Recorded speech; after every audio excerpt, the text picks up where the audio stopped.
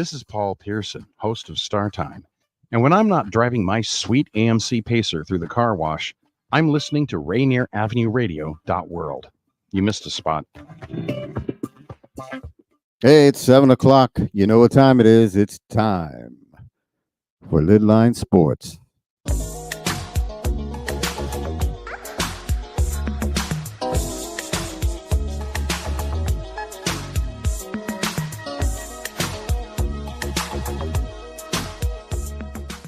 Hey, welcome back, everybody, to LidLine Sports. We had a week hiatus last week because I was in La La Land.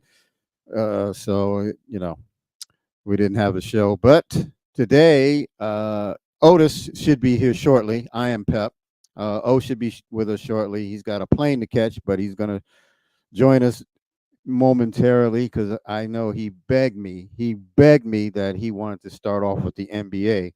So I told him I'd let him do that, but you got to be here first to start that off.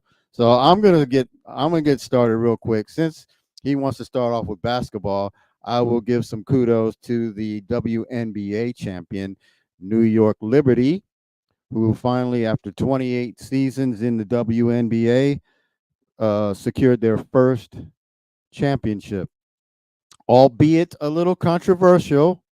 I'll get into that a little bit later, but they still won 3-2 over the very tough Minnesota Lynx. The final game was in New York, and man, I tell you, the Lynx got out early to an early lead, and then the Liberty had to fight, and I mean fight, to get back in it. And thanks to the brilliant play of their star, Jonquel Jones, who basically carried them on her back because Sabrina Ionescu and Breanna Stewart had a subpar game 5. It happens. So thanks to Jonquel Jones, they were able to become victorious and take the championship. Now the controversy was in the last few seconds of the game where Breanna Stewart had allegedly traveled and then put up the shot and got fouled. I say allegedly because, number one, the traveling wasn't called, and I was rooting for the Liberty, so I was glad they didn't call it. But listen, for me, if you're going to win a championship, I want to win it fair and square, without any controversies, without any, any trepidation, whatever. I just don't, I didn't really care for it. But I thought she traveled, maybe traveled twice, actually. But I saw it the first time, and I said, oh, she traveled. And then they didn't call it. And then when she went up for the shot, it looked like it got cleanly blocked, but they called the foul.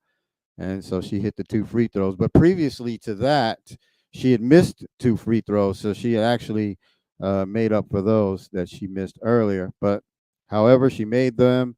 And then so eventually turns out that the Liberty held on to victory.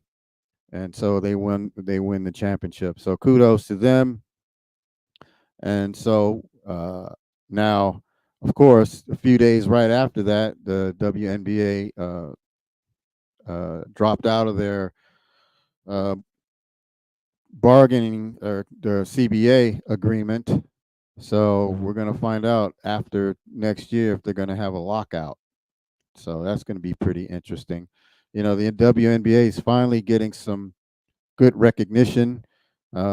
Finally, of course, with Angel Reese and Caitlin Clark and some others that have come to the WNBA from college and had really had a great, exciting year for that league. The Seattle Storm had a pretty decent season.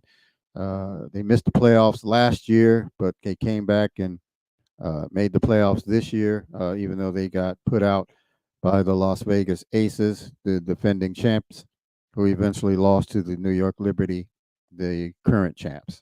So shout out to the WNBA. good job, and let's hope for better things to come from them. Moving on, the World Series right now is going on. Right now, I don't know what the score is right now. Except when I came in the studio, it was 3-0 LAD. Uh, Man, my weekend has been rough. Uh, the Yankees lost both games in Los Angeles. Saturday, the Huskies got waxed. Sunday, the Seahawks got waxed. Man, you know, my sports weekend was trash. And then right now, it looks like the Yankees. When I came in, like I said, they were down 3-0. And then, of course, my Steelers are playing Monday Night Football. And last I checked, they were tied up at 9. So, man, what the heck? What's going on? Did somebody have something against me? Is it me? What did I do? Come on, man. What's going on? Why? What? Man, I can't win a game this weekend. What's going on? Well, now today, well, the weekend's over. So, how about this week? Can I get a win, please?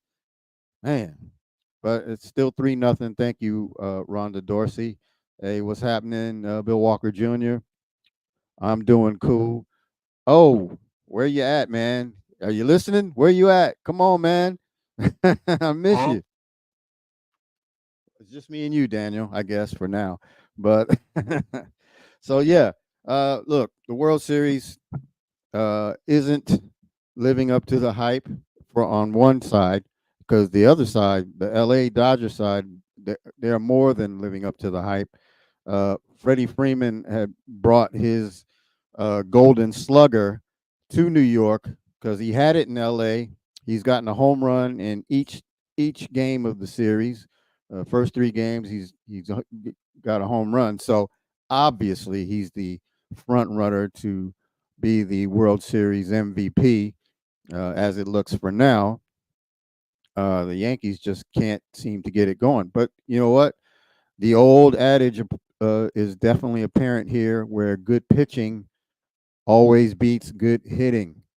Um, and it's showing in this series, as the Dodger pitching has been delightful, if you're a Dodger fan. And for the New York Yankee, we had one stretch where the pitching was good when Garrett Cole pitched about 7 innings worth of good baseball. And he actually held the lead when he was taken out. But unfortunately, the bullpen could not hold it, and they lost on a nice grand slam. You know, if you're an old guy, old head like me, old school, when game one, when the Yankees had a 3-2 lead, bottom of the 10th, because it went into extra innings. I saw when Freddie Freeman stepped up to the plate, and the first thing that popped in my head, for those that can remember 1988, Kirk Gibson over the Oakland A's, and the Dodgers went on to sweep that series, by the way, 4-0, and looks like you know rinse and repeat. It's happening again, sort of. It's still early, I guess. But man, I'm sweating. But anyway, when I saw Freddie Freeman step up to the plate, first thing I thought of was Kirk Gibson, and sure enough, first pitch gone. See ya. Grand slam, and then game two, he continued hits, and him and Teoscar hit back to back bombs. Oh, Teoscar, yeah, isn't that a name that's kind of taboo up here? He did nothing for the Seattle Mariners, but my gosh, he's down there in La La Land. He's hitting home runs. He's throwing out runners at the plate. Man, what the heck? Now it's 4-0. Oh, great. Yeah, thank you. Man, yeah, sheesh. Yeah, so hey, look, Dodgers been probably the best team in that, all season. Well, the Phillies were probably the best team in the National League for most of this regular season. But look, you don't win championships in the regular season. Ask Lamar Jackson, right? He hasn't won anything. So that if and then look, Aaron Judge, MVP in the AL, but what's he done? What's he doing in the playoffs? Nothing. He's not showing up. So yeah, I'm unhappy. But you know what? That's why you have good pitching. And right now, he doesn't know where the heck the ball's going.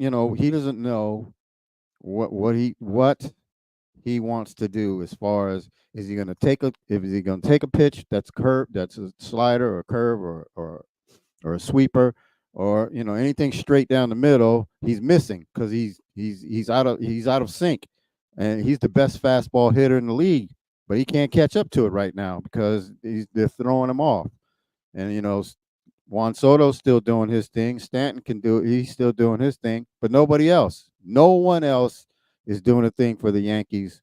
And so they find themselves behind the eight ball big time, being down 4-0 now against the Dodgers. And look, if we can get to the bullpen, if we can get to Walker Bueller, get him out of there, perhaps maybe we can do something. And that sometimes that's all you need. Sometimes you just need to get the starter out of there that's been handcuffing you all game long. Get to somebody in the bullpen and rack them up, because we've seen that happen to the Mariners time and time again, where one of the starters goes 6, 7, 8 innings even. They get to the bullpen and lose the game.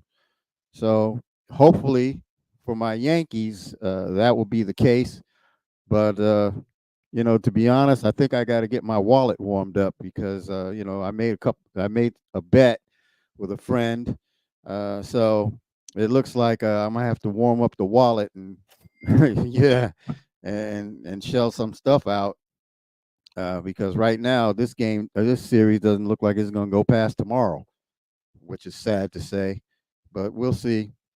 But hopefully we can get it under some kind of we'll make it respectable, right? Can we get 3 runs, make it 4-3, and see what happens in the later innings? Or even if we lose today, then maybe we can have a good game tomorrow, and then whatever. You know, uh, Phew. Coming back from an 0-3 deficit is few and far, but it has happened.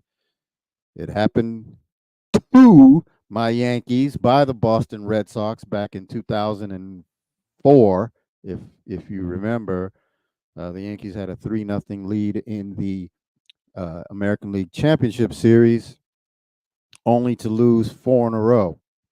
I mean, who does that? Well, they do. And it's been done another time in the NHL.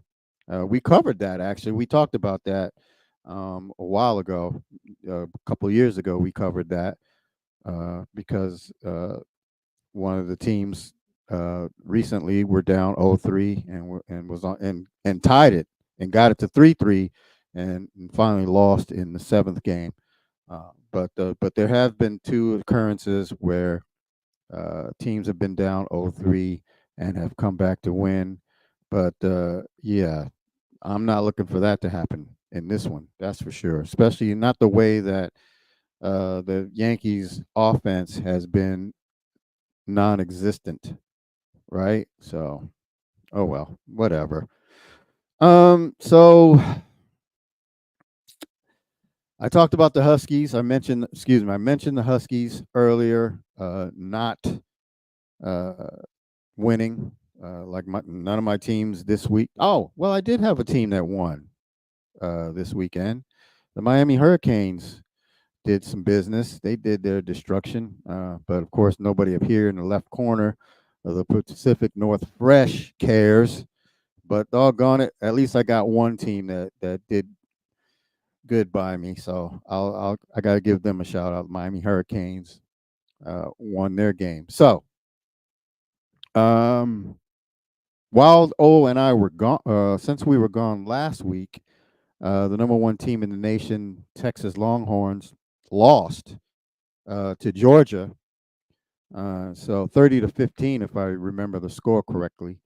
And so I didn't see the game at all because I was That was a busy day that Saturday. I was down in Southern California, and we were getting ready for to attend a wedding. So we were doing all kind of running around. Not us really. We didn't really have to run around, did we? We we just stayed and chilled out until we had to get dressed and go. So, but anyway, I didn't. For some reason, I can't remember why, but I didn't watch any of that game. Um, but anyway, oh, that's right. I know why, because the game was on during the wedding ceremony and stuff. So forget it. I didn't even have nothing on. I didn't have it on.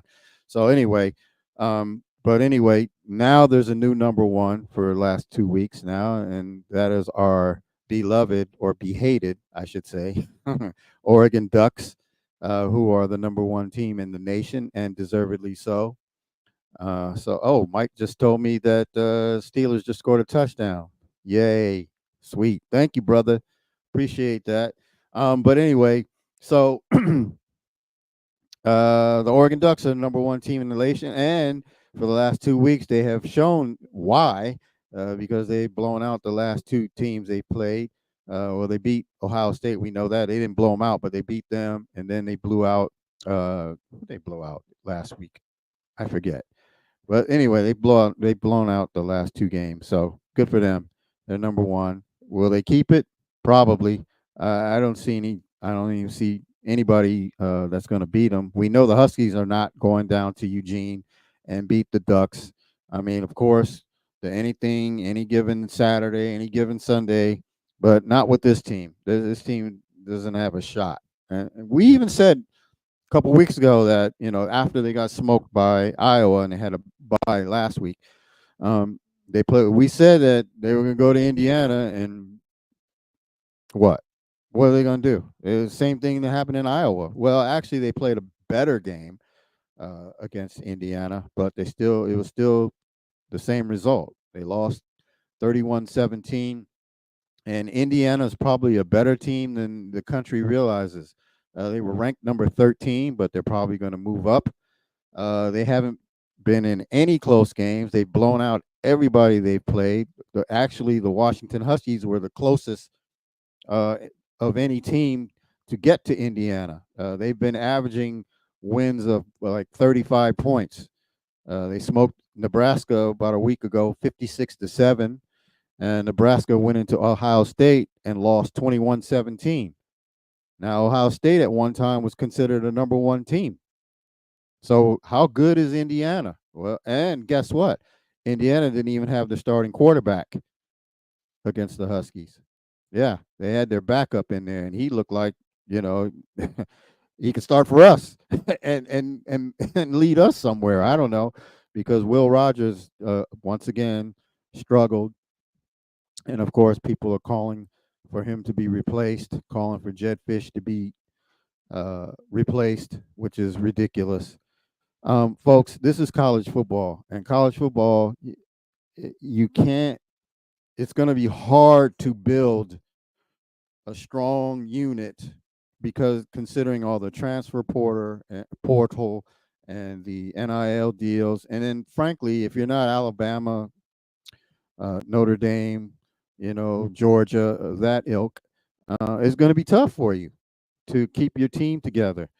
People were saying, well, or giving excuses that, well, it's only 8 games in, and they're new. No, 8 games is plenty. The new stuff, the new coaching, all that stuff's out the window now. Okay, they've been around. They've been since spring, right? Since March, April. They've been working out, been practicing. They've been together, and we're in week 8, week 9 coming up. So there's no more excuse. Either they're going to be okay or they're not. And right now it looks like they're not.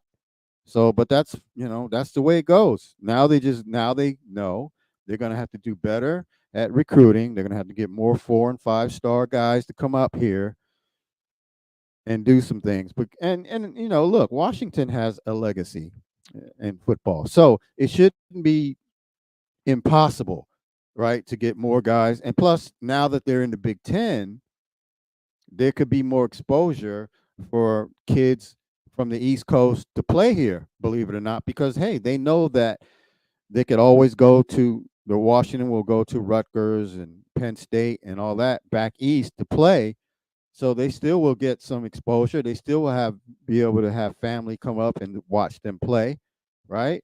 So it's not daunting. It's not foregone anymore. Where when they were in the Pac-12, basically they recruited basically mostly from Texas and California, right? Washington and Oregon and some other, middle of the road Colorados maybe. But they weren't getting the Texas guys. They weren't getting the East Coast players. And being in the Big Ten gives them a shot to do so. So that's a good thing. But it's going to take some time for them to mesh and get that together. And, so we'll see. They're 4-4, which is a disappointment, but nobody expected them to be 8-0 like this time last year, right? We don't have Penix anymore. We don't have the dynamic quarterback, but we do have a pretty dynamic running back. Jonah Coleman is legit. But look, he can't do it by himself, and I don't think they utilize him enough. Actually, they don't give him enough touches. They give him like 4 or 5 touches, and then they bring in Cam Davis and a couple of other guys, and then you don't see Jonah Coleman for about a half an hour. I was like, what are you doing? I mean, the guy's a stud, so he's the guy that needs to get the ball most of the time. Those other guys, okay, I get that you want to get some guys in, whatnot, but unless Jonah Coleman's hurt, and if he's not hurt, then he needs to be given the ball, because if you can't run, it's hard to pass, especially in college, if you don't have a run game, because everybody knows what you're going to do and they can load up on you, right?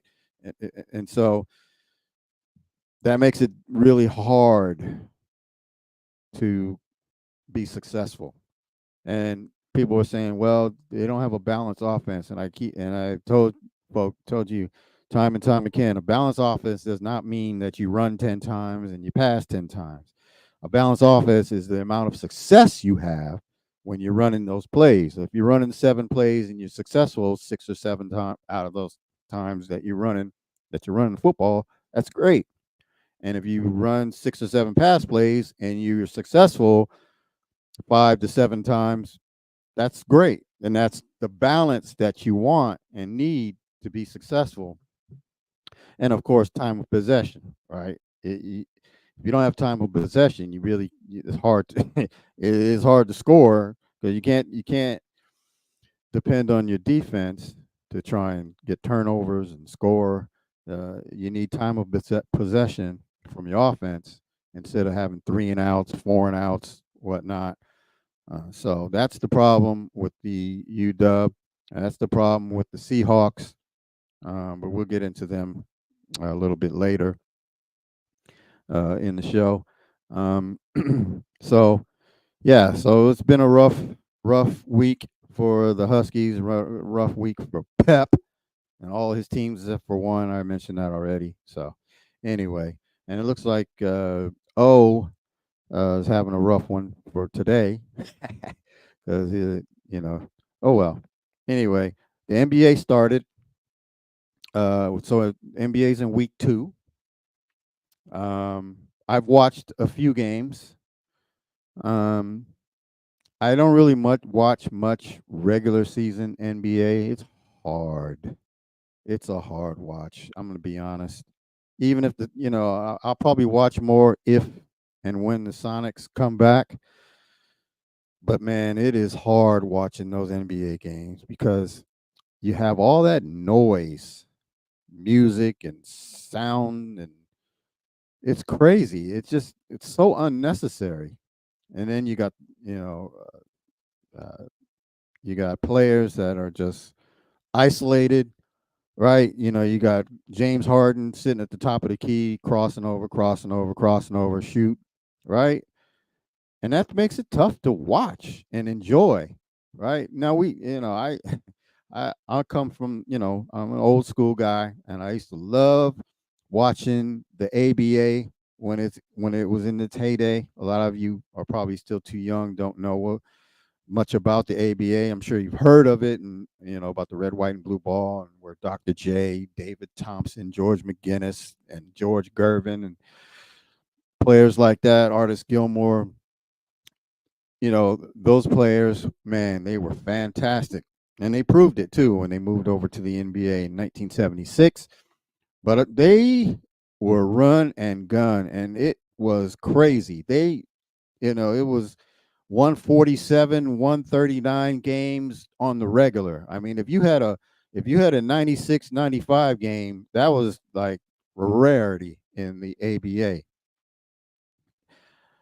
But the NBA in the 70s, 80s, well, not the 70s, but mostly in the late 80s, early 90s, the NBA had a problem with scoring.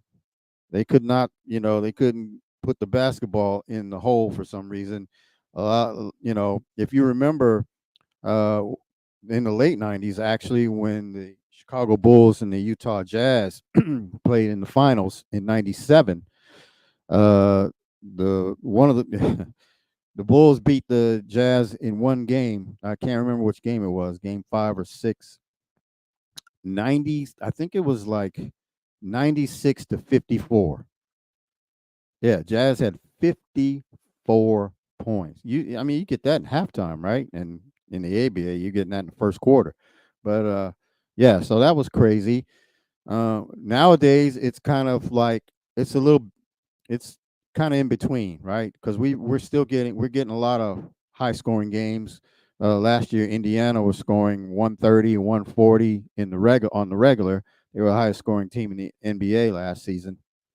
But we also have games that teams struggle. They're getting to 79, 85, that range. So, the NBA is kind of, hit or miss as far as that's concerned. And they're putting so many games on TV. You got NBA Tuesday, you got NBA Wednesday, you got NBA Thursday, you got Friday night ESPN, you got Saturday. I mean, they are really loading us up with the NBA on TV. And it's hard for us up here because we have no Sonics. We had the Sonics, we'd be like, okay, well, yeah, I'm all for this. But we don't have the Sonics, which is unfortunate. And we keep hearing that it's coming, it's coming, it's coming. I'm so tired of that. I'm tired of it. We know Vegas is a lock, right? Can you agree? Does everybody agree that Vegas is a lock? But the second team that reportedly is going to be either Seattle, or I've heard Mexico City, I've heard Vancouver. Yeah, so I've even heard a second team for Chicago. Yeah, I've even heard that, which is crazy. But I wouldn't be surprised. But anyway, when we come back, I'll get into some NFL, and if O joins us, I'll let him I'll talk his NBA talk that I've already discussed. So don't go away. We'll be right back.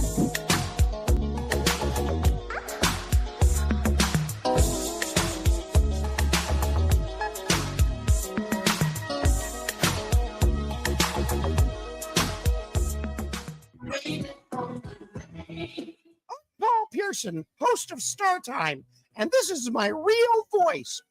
Honest. You're hearing it on Rainier Avenue Radio .world. Should have told her you were sorry. Hurry up, honey. We're gonna be late. Are we going to the haunted house? What haunted house? At the Columbia City Theater. The whole building is being turned into a haunted house. There's going to be a haunted tour where we hear tales about the theater, and we might even be able to see a real ghost. What time does it open? I read it's on the 19th, 26th, and 31st from noon to 6 p.m. Can we go, please? Okay. You want to really go? Then let's do it. Women are not an homogenous group. We face discrimination differently depending on factors such as ethnicity, age, socioeconomic status, and more. Rainier Avenue Radio is proud to amplify women's voices. They are the experts of their own lives, initiating conversations within their community about challenges they face, the solutions they're working on, and the opportunities they see.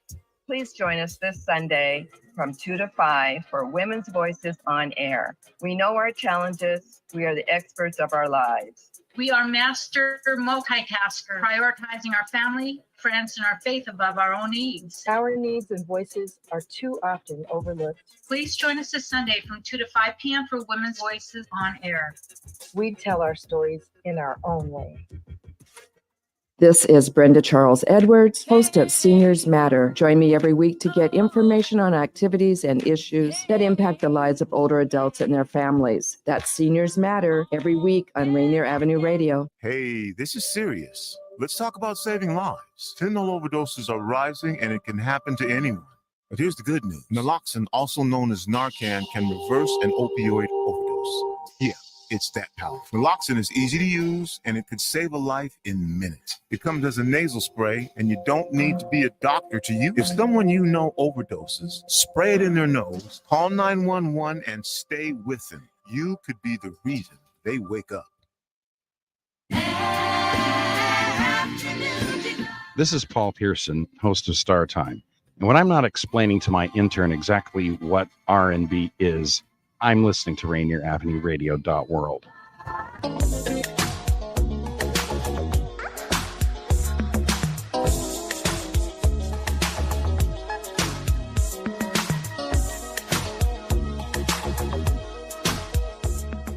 Oh yeah, this is this is my jam.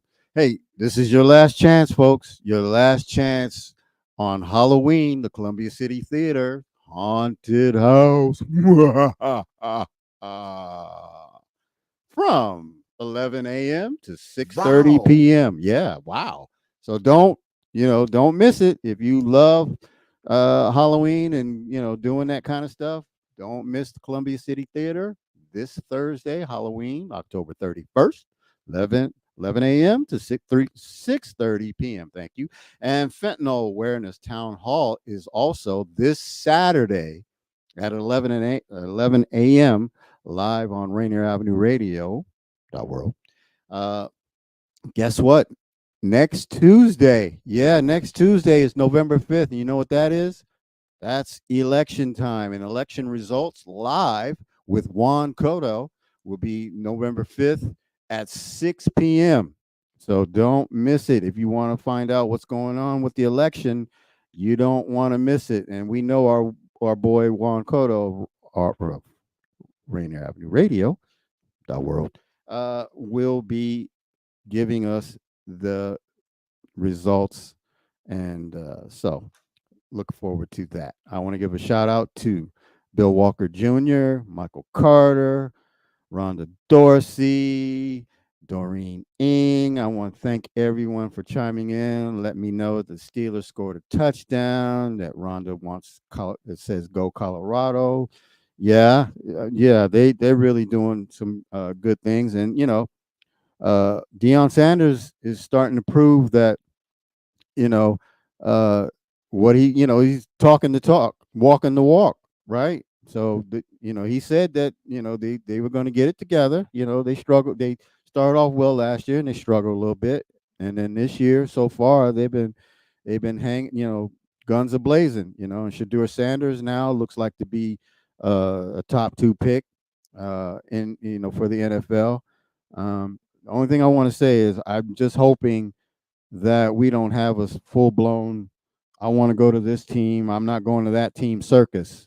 I don't want that, but it's not like it hasn't happened before. So let's not blame Deion or Shedeur Sanders, because let's remember it's been done before. If you've forgotten, let me remind you, John Elway refused to go to Baltimore. Okay, so that's how he ended up in Denver. He would not go to Baltimore. Eli Manning did not, under any circumstances, want to go to the Chargers. They were in San Diego at the time. So the Giants and the Chargers worked out a deal. They swapped Eli and Phillip Rivers, and the rest is history.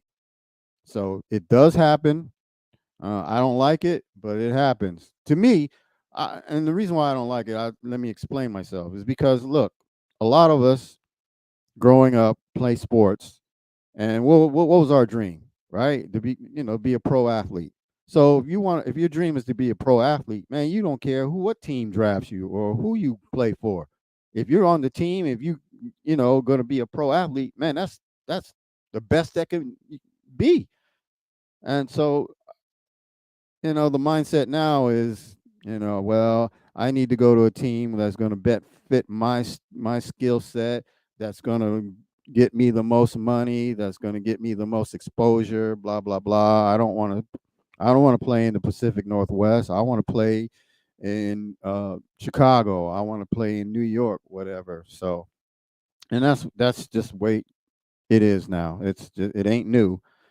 But it's just frustrating to me. So right now, my Steelers are up 23-9. As I just turned, as they kicked the extra point, so I'm digging that. And last I checked, I did check on the Yankees, and they were still 0. So what's the point? I'm just gonna watch the Steelers game as I talk to y'all. The NFL's been crazy again. This past week was nuts. The Cleveland Browns beat the Baltimore Ravens. Who had that on your bingo card? You're lying. You did not, because I know I didn't. That's right. Jameis Winston came in and said, I got this. And he looked like, the Jameis Winston that everybody thought we would see when he was in Tampa and New Orleans. So, kudos to Jameis Winston. Excuse me. Kudos to Jameis Winston for that performance and beating the Baltimore Ravens, who had been rolling over everybody the last few weeks. And it helped me out because they are in the division with the Steelers. So now if the Steelers win tonight, they'll be 6-2, and there'll be a game up on the Ravens, which is always lovely. Because I got some Raven fan friends, so-called friends, and so they got to keep their mouth shut this week, or they might get put on the fraud list. You better be nice to me, right? I'll put you on the fraud list. Speaking of that, Cincinnati will definitely be on it. They got smoked by Philly. Philly hadn't beaten Cincinnati in Ohio in about 35 years, 25, 35, something like that, 5, 10, 15, 20, 25, 30, the song. But anyway, so I dumbly picked Cincinnati win that game. And so Philly promptly stomped on that, what. So that was pretty funny. And let's see, the Chiefs are still undefeated. They're 7-0, and people, people are, the experts, the pundits, they're still saying they're not the best team in NFL. I don't care. I don't care what you look like while you're winning. You're winning. They're 7-0, and they're not the number one team in NFL in a lot of those guys' minds right now. That's insane. I mean, yes, I like what Detroit is doing. They're 6-1, but I'm not putting them at number one because even though they're playing the best ball right now, they're not undefeated. There's only one undefeated team. It's Kansas City, and I don't care what they look like. They still get it done, right? They beat the Raiders 27-20. It wasn't pretty, but they got it done. So they're 7-0. And to me, they're the number one team in the NFL until they're not. Till somebody beats them. And I don't mean beat them 31-30, right? I mean, that don't mean nothing. If you're going to beat them, if you want to think if you are that much better, you think you're better, then you got to go ahead and beat them 28-16 or something like that. Those 1 and 3 point wins, it happens. It's nothing. I mean, when's the last time a team's been undefeated? Do we expect Kansas City to get through the season unscathed? And of course, I know Michael Carter could answer that before anybody, because his Miami Dolphins are the only undefeated team ever in the NFL back in 1972. So, yeah. So shout out to that. them Dolphins. They'll be. I'm sure they'll be sipping that champagne shortly, minus a few. Mercury Morris no longer with us, so sorry about that. But they'll get together and sip that champagne in the next few weeks. I'm sure of it. So we'll see. What else? What else happened in the NFL? Oh, come on now. Did you see Chicago and the Washington Commanders ending? If you didn't, please go to YouTube after the show, after the LidLine, not right now, okay? After the show, go to YouTube and watch the ending of that game. The Hail Mary was crazy, but it was very calculated by the Washington Commanders because they did it correctly. They had a man in front of the end zone and a man in the back of the end zone. So any ball that's tipped in the front or tipped in the back, there was somebody there to try and grab it. Now, it's tougher when you're in the front because if you catch it in the front, you might get tackled at the one or or just before you break the plane, So especially when it's a scrum like that, when everybody is like 7 or 8 bodies trying to, go after the football out of the air, when you're in the front and you catch it, it makes it really hard to try and come down and then run into the end zone. But fortunately, it was tipped backwards. And so the Commanders were able to get the ball and win the game. And just before all that happened, one of the Bear players was yelling and screaming and taunting, I guess, with the fans in the crowd. And they were trying to tell him, hey, man, the play has started. And they were pointing and, saying, hey, man, turn around. Now, isn't that crazy? The opposing team, you're trying to tell him to pay attention. That's funny to me. It's like I wouldn't have said nothing. I was like, oh, yeah, go ahead. Keep saying what you're going to say. Meanwhile, the play's happening and you're missing it. And if they score, it's be your fault. Well, it turns out it was his fault anyway because he's the one that tipped the ball. Yeah, so that's crazy. It's crazy that people are telling him, hey, man, turn around. And then he turns around, runs over, tips the ball, and the Commanders get it anyway. Is that karma? Well, that's pretty much the definition of it, isn't it? Man, the heck. Yeah, so that was pretty crazy. Well, do I got to get into the Seahawk game? Must I? I must. Yeah, I watched it. I was with some friends and we watched it in Kent. So, man, that was one terrible performance by the Seahawks. I mean, as bad a game as that was, I mean, that was just, I thought the Giants game was bad, and it was, but this game was way worse. They couldn't get anything going on offense, running, passing, nothing. Buffalo did everything they wanted to do. They had no issues whatsoever, and they were so methodical, right? I mean, they ran perfect. I mean, they ran seemed like every time they ran the ball, they were getting 8, 9, 10, 11, 12 yards. When they passed, they were getting first downs. Keon Coleman was killed. If you remember that name, I mentioned him during the draft. I said Keon Coleman out of Michigan State is somebody to look out for. Well, I guess the Seahawks didn't pay attention because, I didn't expect to draft him, but they sure didn't find him yesterday either. All right, because he made some catches, and then Shakir, the receiver Shakir for Buffalo, had a fine game.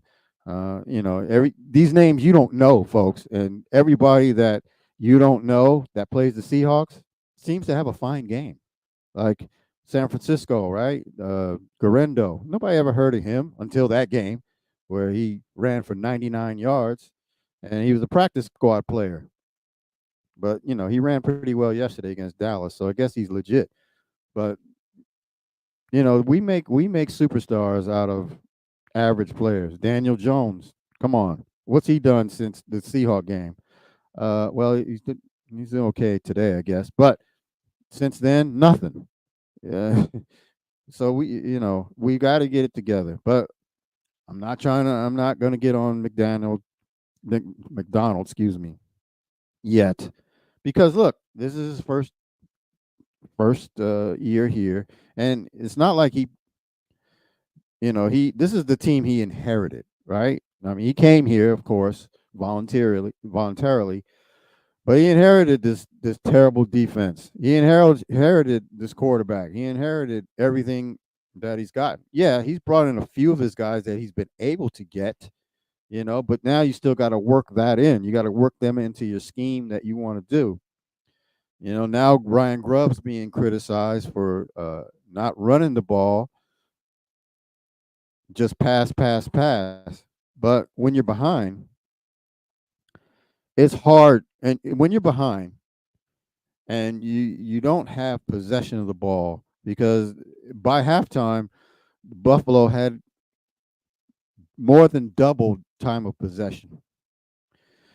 It's hard to get the running game going when you're behind by 2 and 3 scores, because you don't have time to try to run the ball, because when you run the ball and you get tackled, the clock keeps running, right? It don't stop. The clock stops when there's an incompletion and things like that, when you're passing the ball. But when you're running the ball and then when you're not successful in the run to begin with, it makes it extra hard. I could see if you were getting some decent yardage. Ken Walker had 32 yards yesterday. That's your number one star running back, folks. 32 yards. Yeah, on what? Nine carries or something crazy like that. But, the Seahawks had the ball, I think, one time or twice, maybe twice in the second quarter. Buffalo owned possession in the first quarter and second quarter. When the team is dominating like that in possession, it is very difficult to try and come back. And even when the Seahawks did get into the red zone, what did they do? They goofed it up.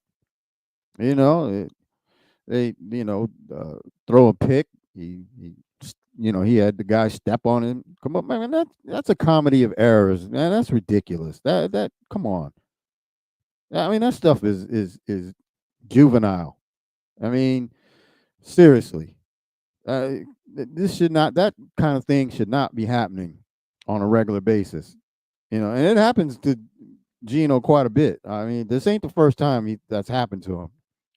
And then he's over there, making faces on the sideline. That's not a good look at all. Don't you know? You got to know cameras are everywhere.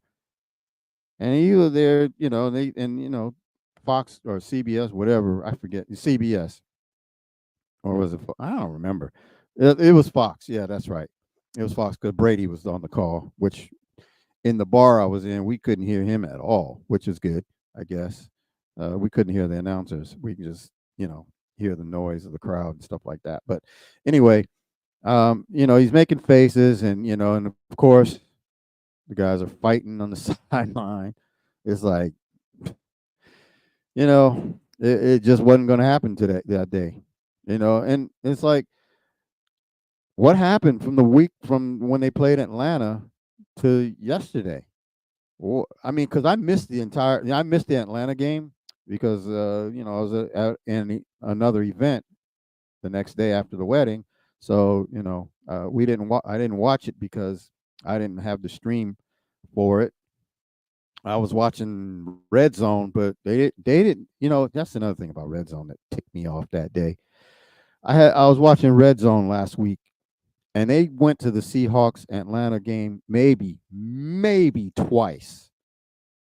And when they went, Seattle didn't have the ball, Atlanta did. And I never saw anything until I looked on YouTube highlights later afterwards. of how well the Seahawks looked. And, it was encouraging. And look, I never said or thought that they were going to beat the Bills. I wasn't that delusional. I thought that the Bills would come in here and beat us. However, if they had played the way they are capable, they could have either made it closer or, they could have actually had some breaks where you could actually beat a team like Buffalo. Buffalo is not a juggernaut by any stretch. They are not. They're good, but they're not that good. They're best in their division, right? They're going to win the NFC East easily. I mean, you got the Patriots and the Jets. Come on, man. And unfortunately, the Dolphins are having a hard time because of all their issues with injuries and Tua and all that. And unfortunately, they blew a big lead yesterday, a game they had it handed to them, but you didn't take it. But, like in red zone, witching hour, it's wins become losses and losses become wins. And that's exactly what happened to the Miami Dolphins yesterday. But aside from all that, Buffalo is in the driver's seat, so they can coast. They're going to be in the playoffs, but I don't expect them to go far in the playoffs. They're going to be the same way they always go. They're going to go to Kansas City, or they're going to go to Baltimore, and they're going to get beat. It's just going to happen. I'm telling you.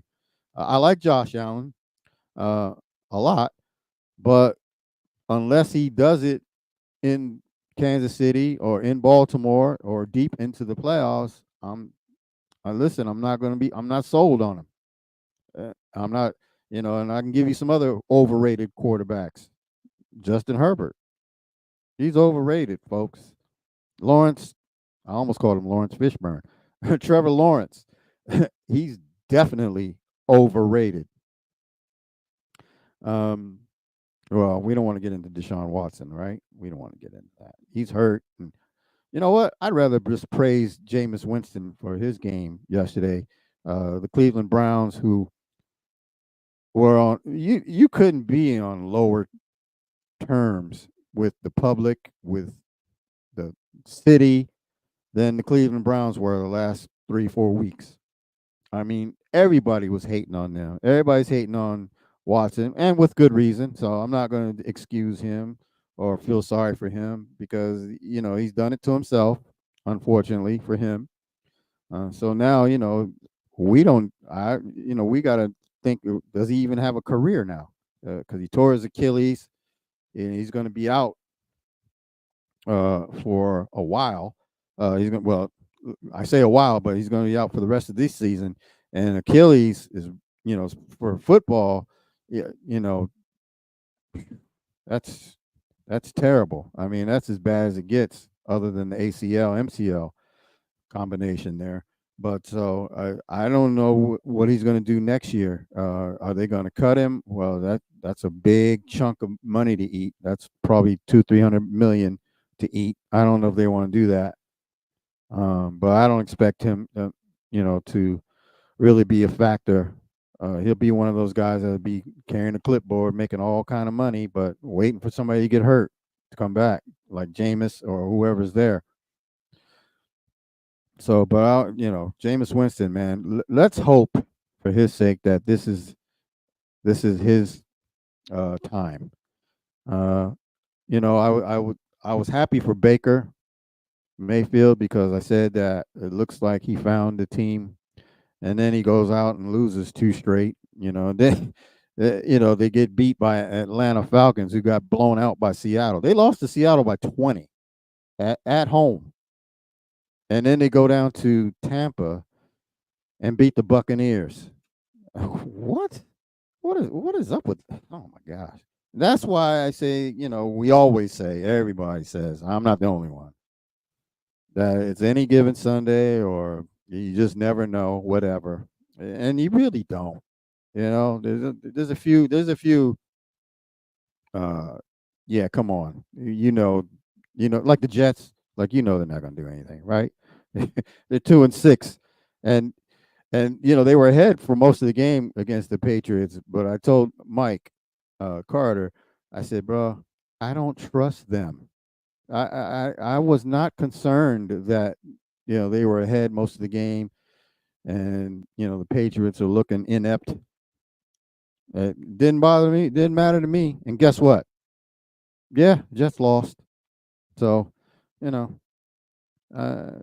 surprise here. Sorry, Drew. But the Jets, man, they're snake bit. I don't know what's going on with that franchise, but they cannot get it right. I mean, if they were told to wear black tuxedos, they'd come in white. I mean, that's just how they are. They're just. I don't know what else to say about them. But yeah. So the Seahawks play the Rams next week at home in Lumen, where they've lost 3 in a row now. So what are they going to do? Are they going to beat the Rams? Are they going to show up like they did in Hotlanta and surprise and beat the Rams? Or the Rams are coming off a bye, by the way. So they'll definitely be rested and prepared. And the Seahawks, I think, have a bye right after the Rams game. So are they going to be sloppy again, wanting to get out of there, ready to go to Cabo for a weekend or two? Or are they going to put it down and play some ball and beat the Rams like they haven't been doing? They can't beat the Rams, can't beat the Niners, and they struggle mightily against Arizona, because Arizona usually comes up here and beats us. But we go down to Arizona and beat them. So that's crazy. So we don't know what's going to happen with that. But, nonetheless, yeah, the Seahawks are in deep doo-doo, because they're 4-4 now. If they lose next week, they'll be 4-5. Then they're going to a bye and come out of the bye. I don't remember who they play, but I know they got Chicago and the Jets and the Jets. Now the Seahawks got to play the Jets in New York. Do we really think that the Jets are that inept that they're going to come in there and let the Seahawks beat them? Well, Atlanta did.